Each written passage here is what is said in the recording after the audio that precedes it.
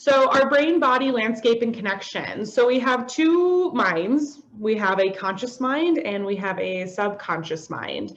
So our conscious mind is usually where we live most of the day.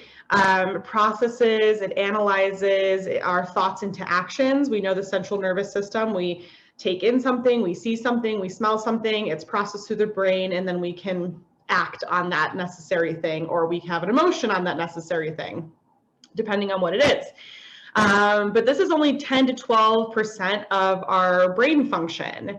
Our subconscious mind, on the other hand, records every minute of your life. Emotions, connections, and feelings, also traumas, live in the unconscious mind. This is where we can leave events from our lives unresolved, and this is 90% of our brain function.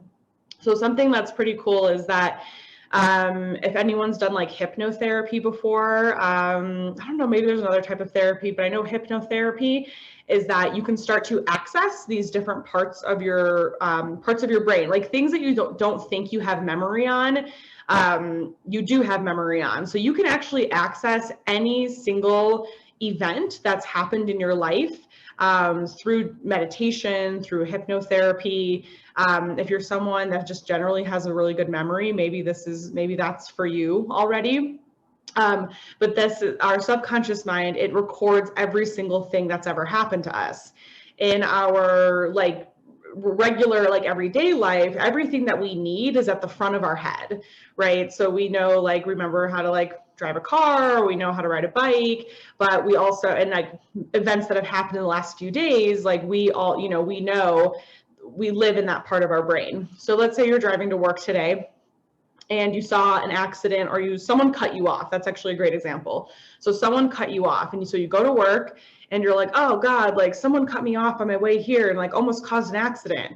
And if someone, depending on your memory and depending on how your brain functions, someone could be like, oh, what kind of car was it? And you'd be like, oh, I don't remember. Or what color was the car? And you'd be like, oh, I don't remember. Or that wasn't, so your brain, so your subconscious mind stores that information, but your conscious mind up front doesn't necessarily analyze the information, but the subconscious mind stores it.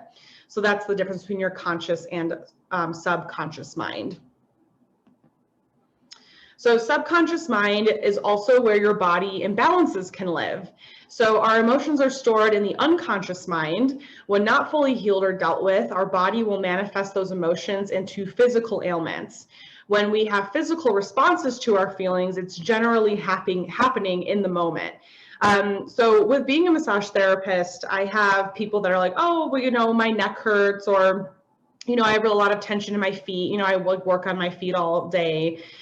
And that's great because, as a therapist, I am working the anatomical body, but really I'm working in these deeper layers of the subconscious mind, because then I get people that are like, oh yeah, my neck hurts, or my shoulders hurt, and I'll touch them and I'll palpate. And I've been massaging for almost 8 years now, so I have quite a bit of experience in this part.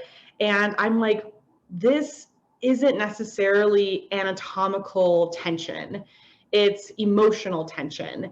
And there's a difference in the way that bodies feel versus anatomical tension or energetic tension.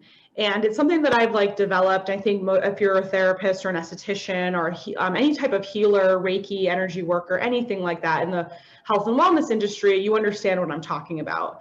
And there's a difference between that anatomical tension and that energetic tension. And with a lot of my clients, you want to remain within your scope of practice, and you want to remain professional.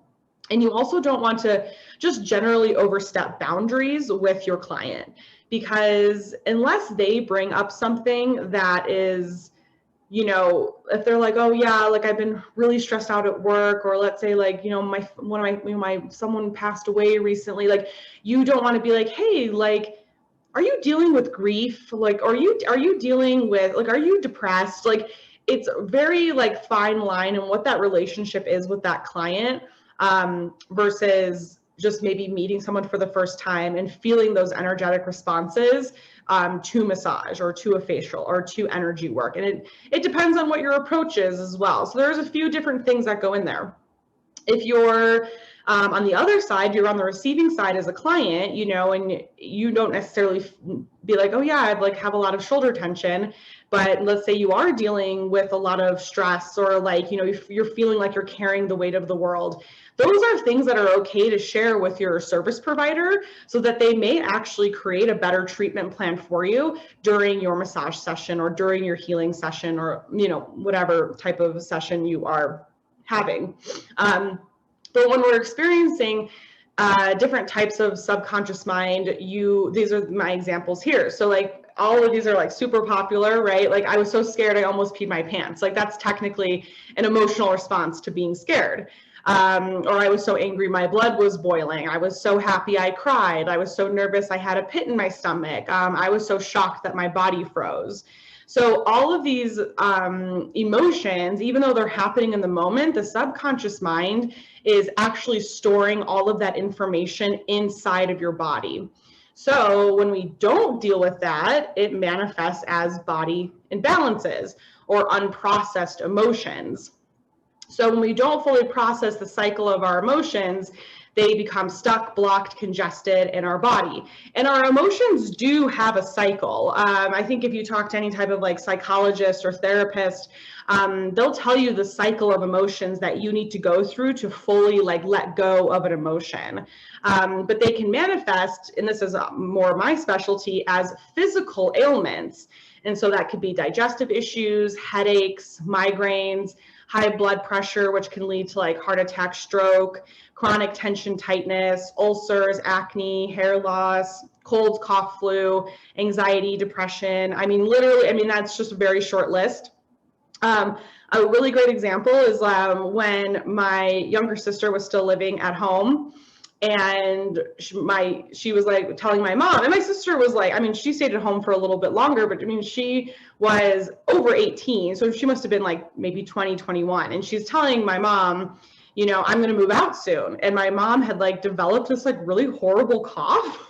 I'm sorry, I'm like laughing because it's like so, it's just like, it's just so silly, you know, but my mom had developed this really awful cough, like out of nowhere, and she like wasn't sick. She went to the doctor and they're like your lungs aren't blocked. Like, you know, there's no like physical congestion we can see like within your body. And she just would cough and she would have cough drops, and, you know, she would just have this really awful cough. And so my sister, she was like, you know what, I'm actually not going to move out. And she told my mom she wasn't going to move out, and the cough went away. So unprocessed emotions can develop as a lot of different types of physical ailments. And that's just one example. And I think we can think of many examples like within that way that happens to us. You know, like if you're really nervous before a presentation, let's say, you know, it's, oh, you know, I have butterflies in my stomach, like I'm nervous. But that's an acute emotion. You know, once you start presenting, you start talking, like you start to feel good and you don't feel as nervous. I also do this all the time, so this doesn't really affect me as much as it used to.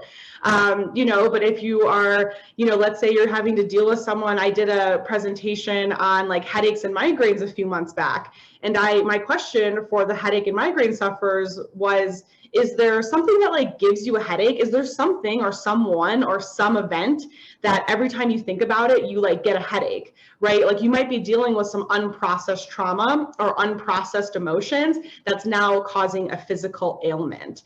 So anything in your life that you can think of, you know, start to be like, okay, like what's going on in my life? What might be unprocessed, and how can I start to let go and move through those emotions? And we're going to talk about how CBD can help assist with that.